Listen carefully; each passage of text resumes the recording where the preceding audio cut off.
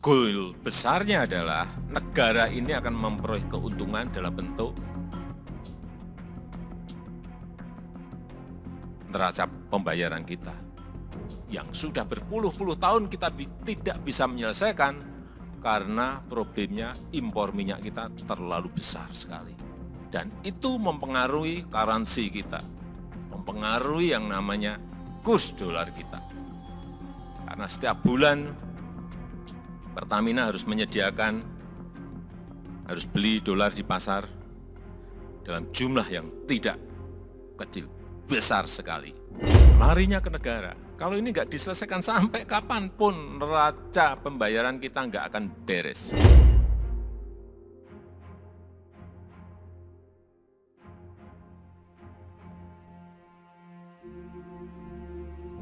Ada 15 proyek yang ditargetkan on-stream di Dodobrat ini, dan diharapkan memberikan tambahan peningkatan kapasitas sebesar 41.922 barel oil per hari dan 207 juta kubik feet gas dengan capex sekitar 560,1 juta US dollar.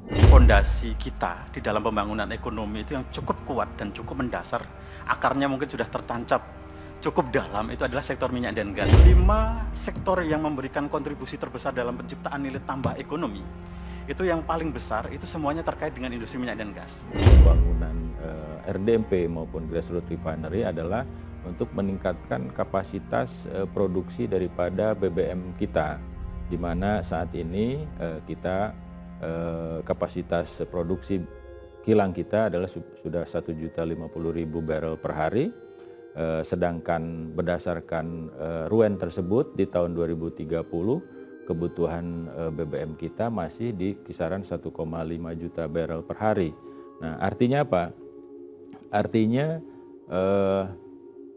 perkembangan ataupun pembangunan kilang saat ini masih relevan untuk memenuhi kebutuhan demand daripada domestik. Meski transisi energi tidak terelakkan lagi, namun sektor hulu minyak dan gas bumi masih memiliki peran kunci untuk mencapai ketahanan energi. Industri kilang minyak dan gas bumi atau migas digadang mampu mengerek ekonomi sekitar kawasan. Tak tanggung-tanggung, manfaatnya dihitung mencapai 9 kali lipat dari nilai investasi ke kilang migas tersebut. Sudah bukan rahasia lagi jika Indonesia selama ini harus mengeluarkan kocek yang cukup dalam hanya untuk impor minyak mentah dan BBM dari negara tetangga Singapura. Padahal Indonesia memiliki cadangan minyak dan gas yang jauh lebih besar dari Singapura. Sejatinya dalam urusan minyak mentah, Singapura adalah importir minyak dari Indonesia, di mana Singapura membeli minyak mentah Indonesia yang kemudian diolah di dalam kilang Singapura. Karena kilang itulah kekalahan Indonesia atas Singapura, yang mana Singapura sudah berhasil memiliki kilang yang mampu mengolah BBM. Alhasil, Indonesia membeli produk minyak olahan dari Singapura lantaran belum adanya kilang produk olahan minyak itu.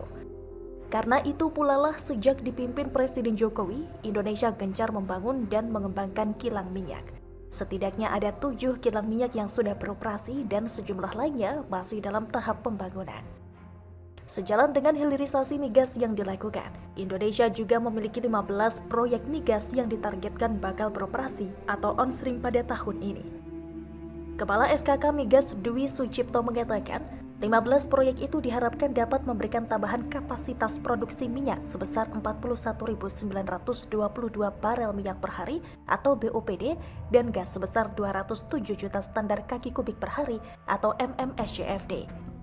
Proyek pertama yaitu milik Pertamina Hulu Mahakam atau PHM, antara lain Peciko 8B dengan kapasitas produksi 16 MMSCFD dengan biaya investasi 29,4 juta dolar Amerika Serikat.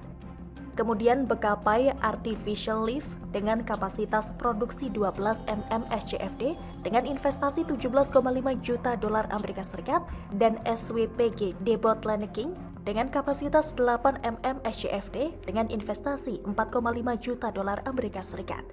Ketiga proyek itu diharapkan dapat on-stream pada Maret 2024. Selanjutnya, proyek fasilitas kompresor South Sembakung oleh Job PMEP Simenggaris dengan kapasitas 22,5 mm SCFD yang memiliki total investasi sebesar 12,7 juta dolar Amerika Serikat. Proyek ini akan on-stream pada Maret 2024. Ada juga proyek AFCP oleh Premier Oil yang memiliki kapasitas 117 mm SCFD yang ditargetkan on-stream pada Juni 2024 dengan total investasi 10,9 juta dolar Amerika Serikat. Lalu ada juga proyek minyak dan gas oleh Medco Natuna, yakni Forel Baronang dengan kapasitas produksi minyak sebesar 10.000 BOPD dan gas sebesar 43 mm SCFD yang ditargetkan on-stream pada Oktober 2024. Dan West Belut dengan kapasitas produksi gas sebesar 50 mm SCFD yang akan on-stream pada Agustus 2024. Selanjutnya, proyek Akatara Gas Plant berkapasitas 25 mm SCFD dan minyak sebesar 1.100 BOPD milik Jadestone Energy yang akan on-stream pada April 2024 dengan total investasi 86,3 juta dolar Amerika Serikat. Proyek SP Puspa Asri oleh Pertamina EP dengan kapasitas 600 BOPD yang akan on-stream pada Oktober 2024 memiliki nilai investasi 6,3 juta dolar Amerika Serikat. Lalu proyek Flowline ASDJ 116X milik PHE Ogan Komering berkapasitas 94 BOPD ditargetkan on-stream pada April 2024 dan memiliki nilai investasi 65.279 dolar Amerika Serikat. Kemudian proyek kompresor Merbau oleh Pertamina EP memiliki kapasitas 8 mm SCFD dengan target on-stream November 2024 dan memiliki nilai investasi 10,5 juta dolar Amerika Serikat. Proyek Duyung Facility Optimization yang dioperasikan oleh Medco Gresik berkapasitas 40 mm SCFD ditargetkan akan on-stream pada Juli 2024 dengan nilai investasi 12,7 juta dolar Amerika Serikat. Lalu proyek OPLE Mine dioperasikan oleh PHE ONWJ berkapasitas 128 BOPD beroperasi pada Juni 2024. Kemudian pembangunan CO2 dan DHU Lapangan Karangbaru berkapasitas 5 mm SCFD oleh Pertamina EP yang akan on-stream pada April 2024. Terakhir, proyek Banyu Urip Infill Classic oleh ExxonMobil Cepu Ltd dengan kapasitas produksi 30.000 bph dengan target on-stream Juli 2024. Proyek-proyek tersebut diharapkan dapat mendorong produksi minyak di kilang-kilang yang ada. Bagaimanapun, keberadaan industri kilang migas tercatat telah memberikan manfaat ekonomi yang cukup luas, misalnya menjadi motor penggerak utama sejak awal pelaksanaan pembangunan di Indonesia. Kemudian keberadaan kilang migas telah menjadi katalis pertumbuhan ekonomi karena pemerintah dapat memberlakukan kebijakan harga BBM murah atau bersubsidi. Hilirisasi migas berpotensi memberikan manfaat positif terhadap kinerja keuangan Pertamina dan keuangan negara. Pendapatan segmen kilang dan petrokimia Pertamina pada tahun 2022 dilaporkan sekitar 572 triliun rupiah. Kontribusi segmen kilang dan petrokimia Pertamina terhadap penerimaan negara melalui pembayaran pajak pada tahun 2022 mencapai 49,72 triliun rupiah. Mengingat manfaat ekonomi hilirisasi dan keberadaan industri kilang migas yang cukup besar tersebut, pemerintah diminta untuk merumuskan dukungan kebijakan yang optimal bagi pengembangan industri kilang di Indonesia.